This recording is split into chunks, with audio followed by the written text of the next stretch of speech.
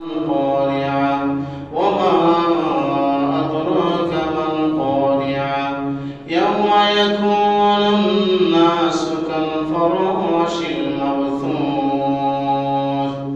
وتكون الجبال كالعهن المنفوش فأما من ثقلت موازينه فهو في عيشة راضية وأما من خفت موازينه فأمه هاوية وما أدراك ما هي نار حامية صدق الله العظيم وصدق رسوله النبي الحبيب الكريم ونحن على ذلك من الشاهدين والشاكرين والحمد لله رب العالمين. قال النبي صلى الله تعالى عليه وسلم إن الجنة تشتاق على 5 نفر تالي القرآن حافظ اللسان ومطعم الزيان ومغسل الريان وما صلى على حبيب الرحمن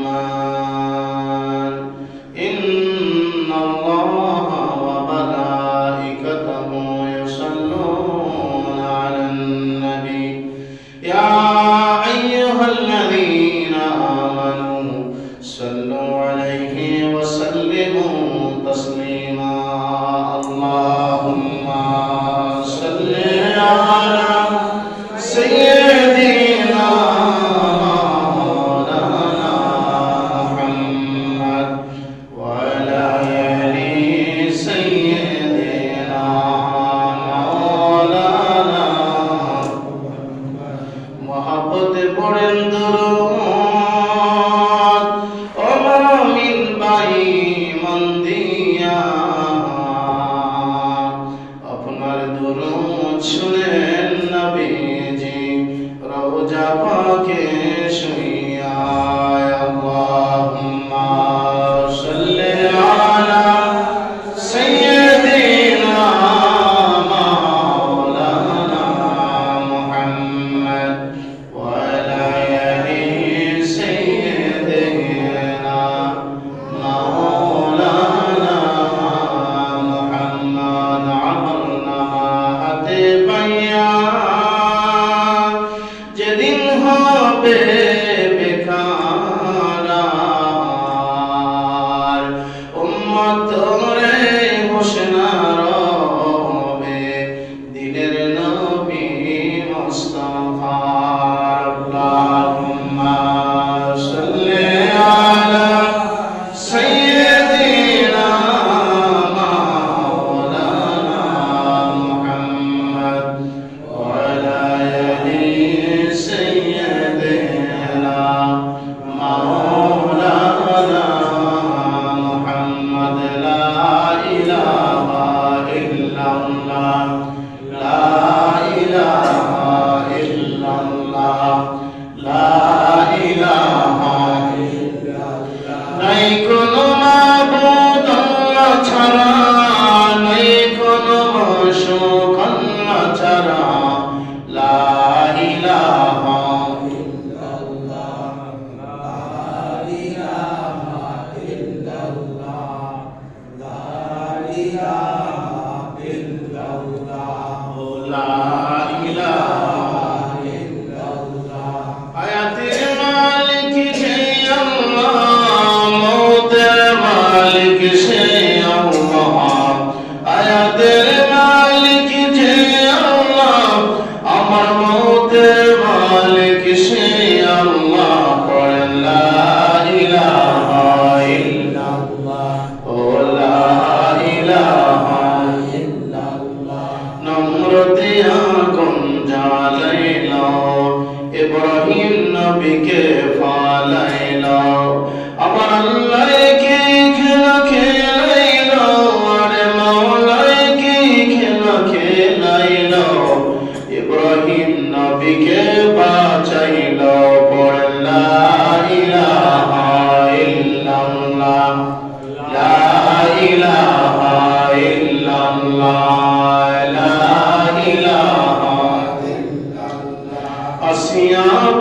বলছেন আল্লাহ আল্লাহ, ফেরাউন বলছে দিবে জ্বালা।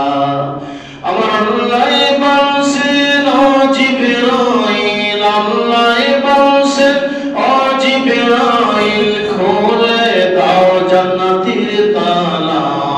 লা ইলাহা ইল্লাল্লাহ, ও লা ইলাহা ইল্লাল্লাহ, লা ইলাহা লা ইলাহা ইল্লাল্লাহ মুহাম্মাদুর রাসূলুল্লাহ সাল্লাল্লাহু আলাইহি ওয়াসাল্লাম। বালাগাল উলা বিকামালিহি, কাশাফাত দুজা বিজামালিহি, আসরাত জামিউ খিসালিহি, সাল্লাল্লাহু আলাইহি।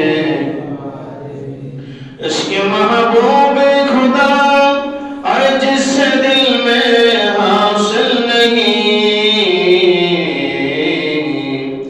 लाखों अमीन हो लाखों अमीन हो, मगर ईमान में कामिल नहीं। बलगल वला बिकमालिही, कशफत दुजा बिजमालिही, हसनत जमीउ खिसालिही, सल्लल्लाहु अलैहि व आलिहि। সকলে বলুন আলহামদুলিল্লাহ।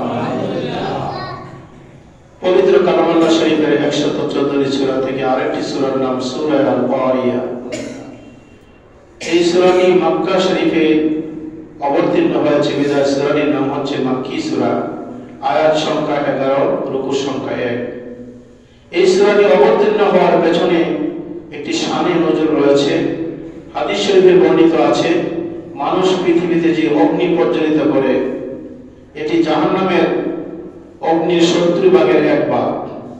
জাহান্নামের অগ্নি পৃথিবীর অগ্নির চেয়ে 69 গুণ বেশি। হাদিস শরীফে বর্ণিত আছে, জাহান্নাম তার রবের কাছে অভিযোগ জানালো যে আল্লাহ, আমার এক অংশ অন্য অংশকে ভক্ষণ করছে। আল্লাহ তাআলা জাহান্নামকে 2টি শ্বাস গ্রহণের নির্দেশ দিলেন। একটি হচ্ছে গ্রীষ্মকালে অর্থাৎ গরমকালে, আরেকটি হচ্ছে শীতকালে। গরমকালে বেশি গরম, শীতকালে অধিক শীত জাহান্নামের লক্ষণ। পৃথিবীতে যে ভীষণ ঠান্ডা অনুভব হয় তা জাহান্নামের শীতল শ্বাসেরই প্রভাব। আর যে প্রচন্ড গরমের সিজনে, গরমের সময়ে প্রচন্ড গরম অনুভব হয়, তাও জাহান্নামের গরম শ্বাসেরই প্রভাব। আল্লাহ নবী সাল্লাল্লাহু আলাইহি ওয়াসাল্লাম হাদিস শরীফে দুজক সম্পর্কে বর্ণনা করেছেন। এই সূরাটির প্রসঙ্গে আল্লাহ তাআলা বলেন, বিসমিল্লাহির রহমানির রহিম, আল কারিয়াতু মাল কারিয়া, ওয়া মা আদরাকা মাল কারিয়া। আল্লাহ পাক বলেন, আল কারিয়া মহাপ্রলয়, মাল কারিয়া মহাপ্রলয় কি, ওয়া মা আদরাকা মাল কারিয়া। আল্লাহ পাক বলেন, হে হাবিব সাল্লাল্লাহু আলাইহি ওয়াসাল্লাম, আপনি কি মহাপ্রলয় সম্পর্কে আপনি কি জানেন? ইয়াউমা ইয়াকুনুন নাসু কাল ফারাশিল মাবথুস। বলি আল্লাহু আকবার। সেদিন মানুষ হবে বিক্ষিপ্ত পতঙ্গের ন্যায়। ওয়া তাকুনুল জিবালু কাল ইহিনিল মানফুস, আর পর্বতসমূহ হবে ধুনিত রঙিন পশমের মতন। ফাম্মা মা তাকুলাত মাওয়াজিনুহু ফাহুয়া ফি আইশাতির রাদিয়া।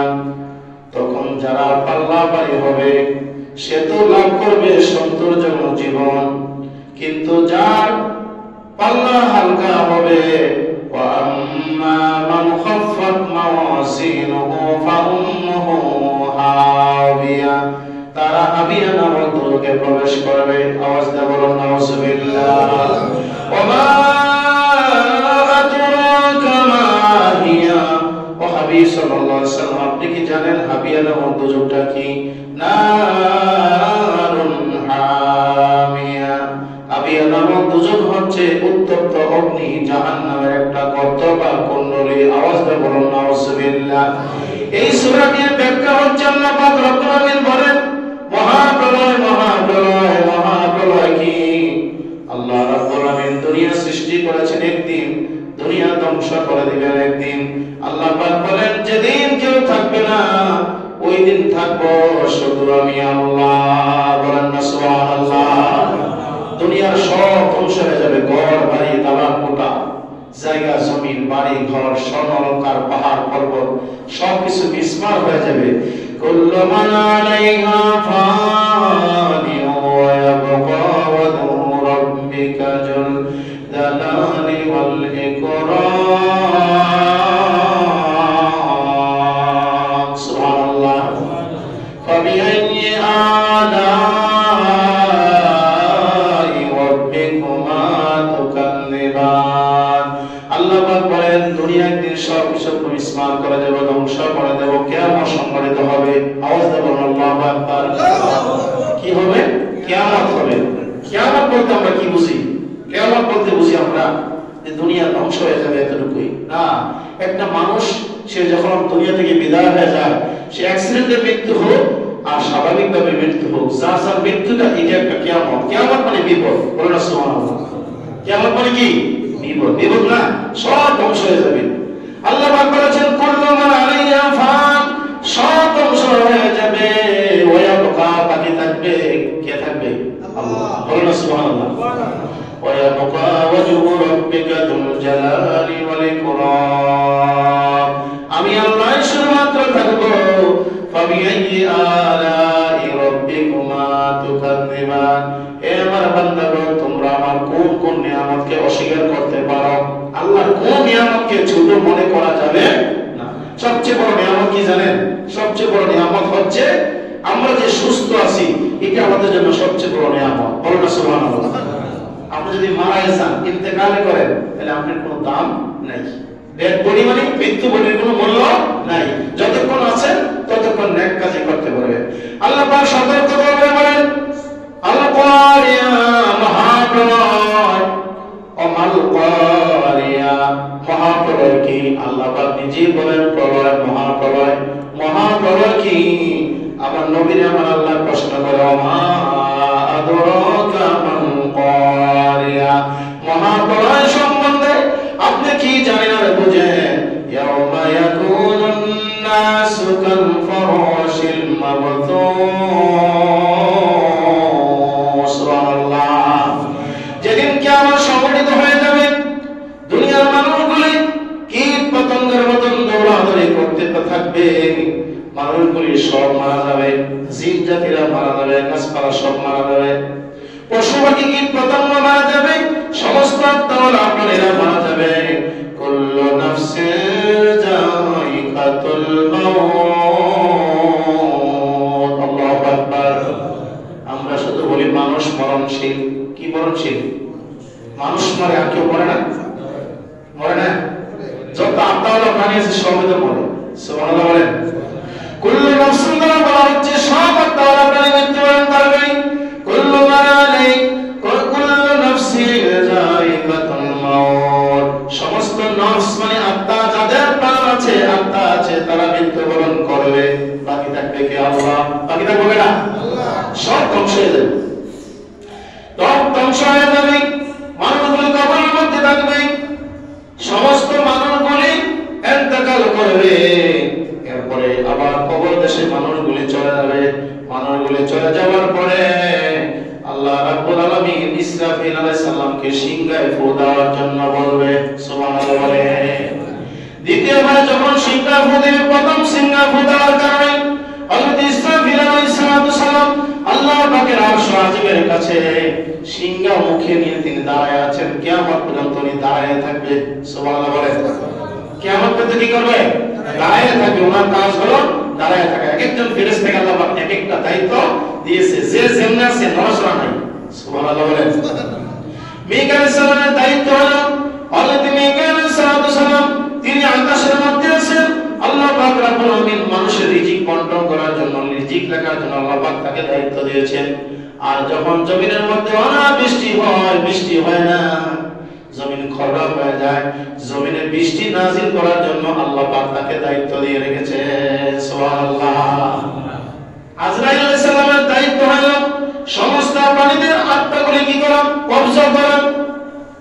জিবরাইলের দায়িত্ব হলো সমস্ত নবী পয়গম্বরদের কাছে আল্লাহর পক্ষ থেকে ওহী নিয়ে খবর পৌঁছায়া দেওয়া।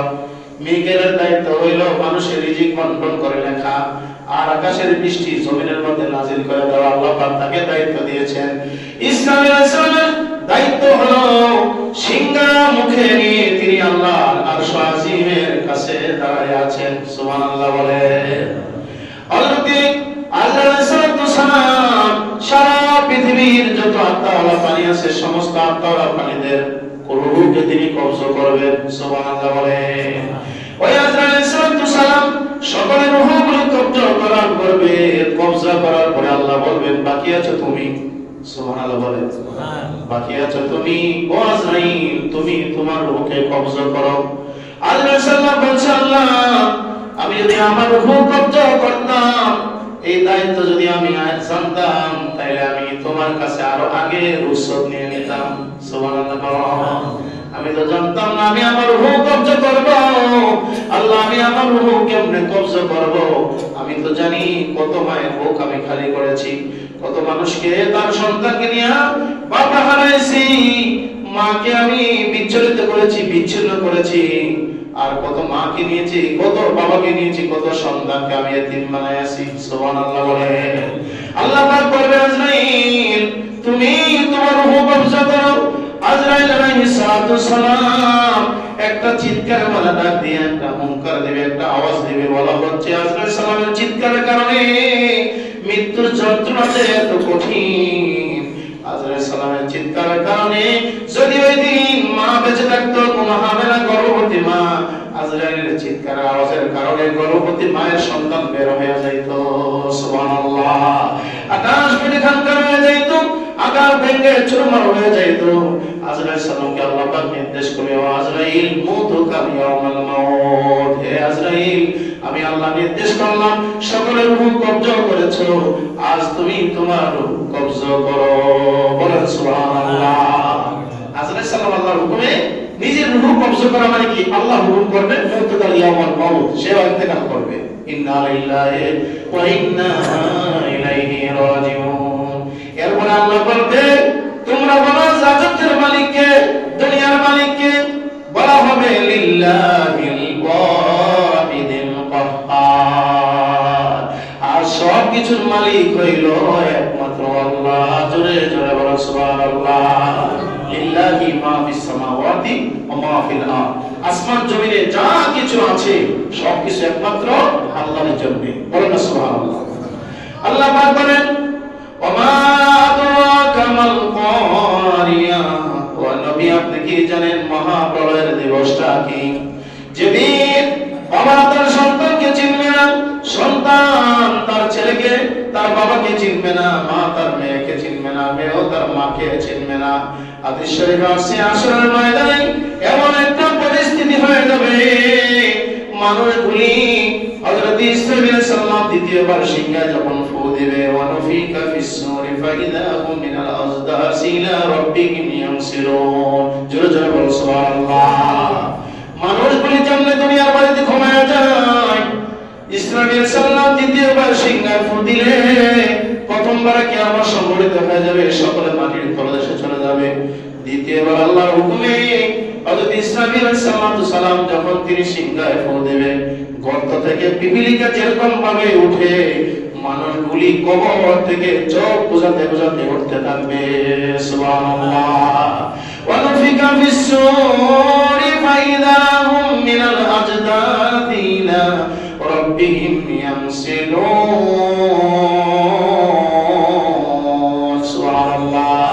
মানুষগুলি বলবে যে আমরা তো আরামের ঘুমে ঘুমাইয়াছিলাম, আমাদেরকে কে ঘুম থেকে জাগ্রত করলো? আমাদের এই ঘুম থেকে জাগ্রত করা আমাদের জন্য কষ্টকর। আওয়াজ দিয়ে বলেন সুবহানাল্লাহ। কেউ যদি আরামে বিমূঢ় হয়ে ঘুমায়া যায় তাহলে ডাক দিলে ঘুম থেকে উঠলে কি হয়? একটু কষ্ট ভাব হয় তার। ক্বালু ইয়া ওয়াইলানা, আর তারা বলবে ক্বালু